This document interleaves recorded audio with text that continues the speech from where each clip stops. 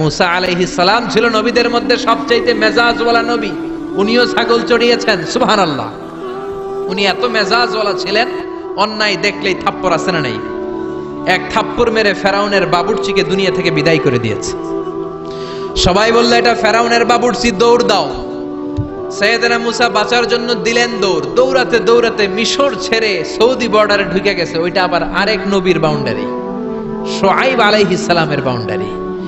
শুআয়ব আলাইহিস সালামের দুই মেয়েকে সাহায্য করলেন, কুয়া থেকে পানি তুলে দিলেন। মেয়েরা বলল চলেন, আমাদের বাড়িতে চলেন।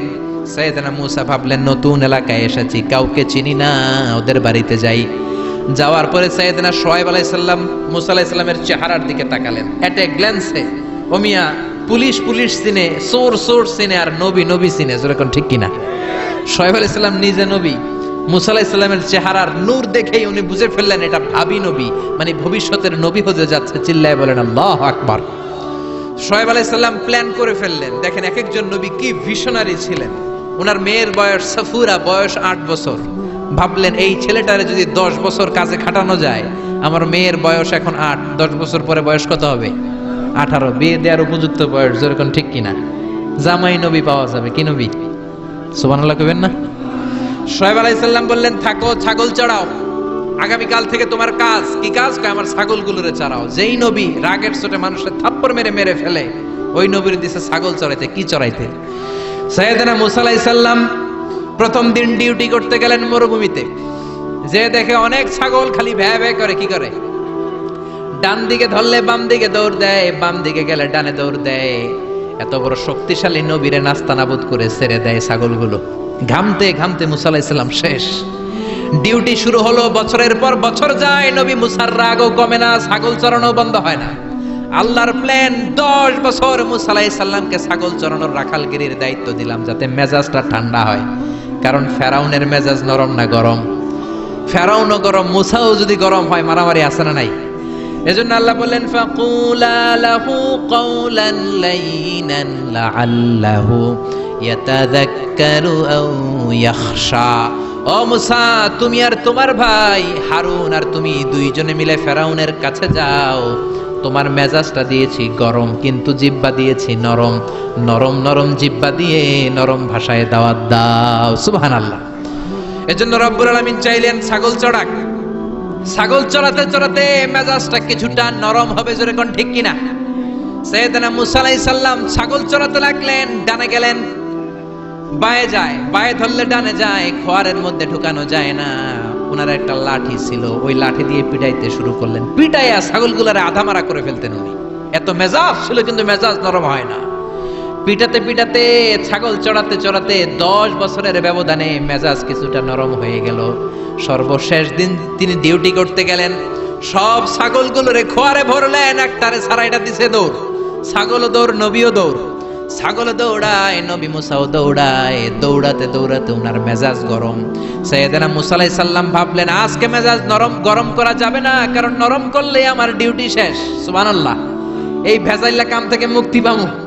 সাইয়েদনা মুসা দৌড়ালেন, ঘামতে ঘামতে ক্লান্ত শ্রান্ত পরিশ্রান্ত, ছাগলের পেছনে দৌড়ায়। অনেক দূর যাওয়ার পরে ছাগলটারে খপ করে ধরেছে।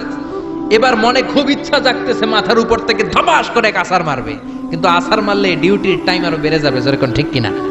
সাইয়েদনা মুসা রাগের চোটে কি আর করবেন, ছাগলের 2 পা ধরে ঘাড়ের মধ্যে নিলেন।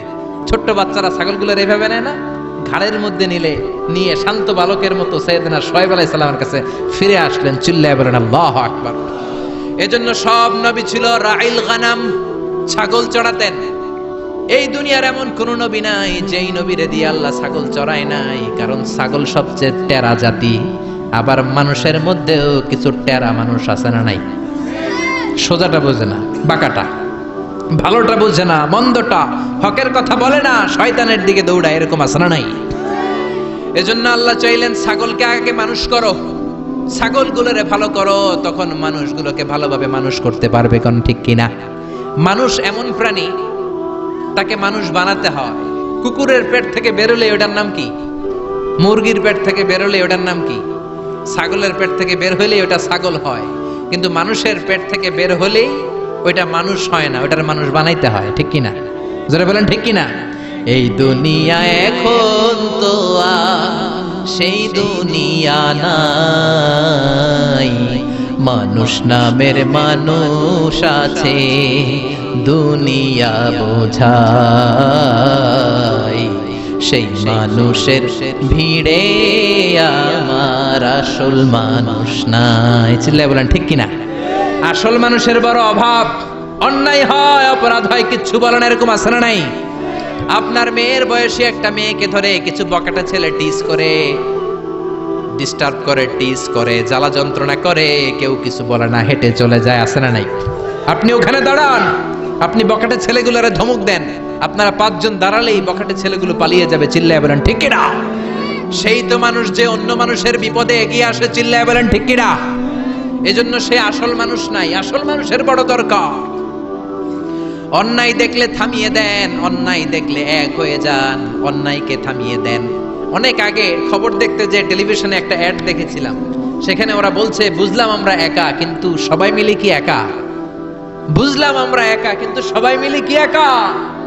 সবাই যখন একসাথে হয়ে যাবেন তখন একটা শক্তি আছে না নাই?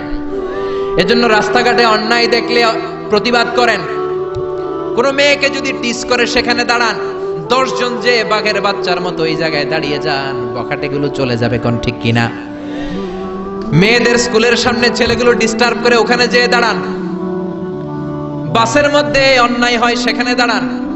এলাকার মধ্যে অন্যায় হয়, সেখানে যেয়ে দাঁড়ান। 10 জন যদি দাঁড়িয়ে যান, অন্যায় করার সাহস কেউ পাবে না। ঠিক কিনা? এটাই ছিল নবীদের কাজ, অন্যায়কে থামিয়ে দেয়া। সব নবীরা যখন হকের দাওয়াত দিতে এসেছে, তাদের উপর আযাব আর গজব নেমে এসেছে। জোরে বলেন ঠিক কিনা? ওয়ালাকাদ বা'আসনা ফি কুল্লি উম্মাতির রাসূলান আন ইবুদুল্লাহা ওয়াজতানিবুত তাগুত। রব্বুল আলামিন বলেন, ওয়ালাকাদ বা'আসনা ফি কুল্লি উম্মাতিন রাসূলা।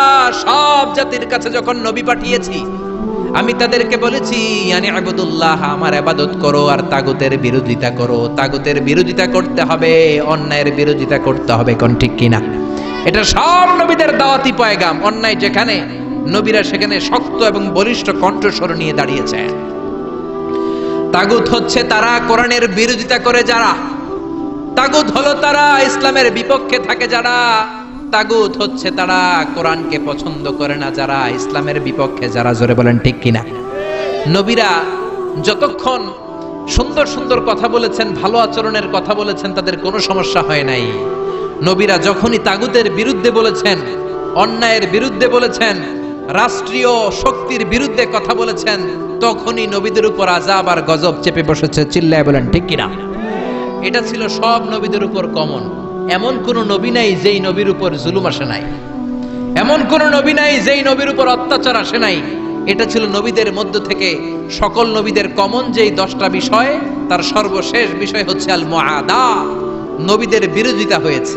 কোন নবীরে আহলান সাহলান বলে কেউ রিসিভ করে নাই, নবীর জন্য রেড কার্পেট রিসিপশন দেয় নাই, নবীরে লাল গালিচা সংবর্ধনা দেয় নাই, বরং নবীর বিরোধিতা করেছে এমন এক শ্রেণীর লোক সমাজে আছে না নাই? এজন্য নবীদের জীবনী থেকে আমাদের প্রথম শিক্ষা হলো, নবীরা আমাদের মডেল। নবীরা আমাদের কি? চিল্লায় বলেন আমাদের মডেল কারা? নবীরা। চিল্লায় বলেন আমাদের মডেল কারা? নবীরা আমাদের মডেল। তাদের জীবনী থেকে আমাদের শিক্ষা নিতে হবে। আল্লাহ বললেন ফাসবির কামা সাবারা উলুল আজমি মিনার রুসুল। ও দুনিয়ার মানুষেরা শোনো, উলুল আজমি মিনার রুসুল ছিলেন 5 জন নবী। জোরে বলেন কয়জন নবী?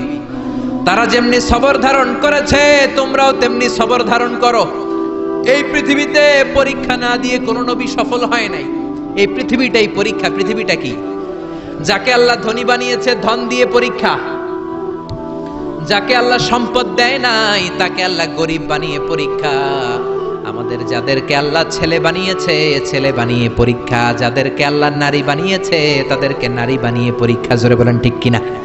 সব নবীরা পরীক্ষা দিয়ে প্রমাণ করেছে যে তারা কালিমার পথে সত্যবাদী। চিল্লায় বলেন ঠিক কিনা?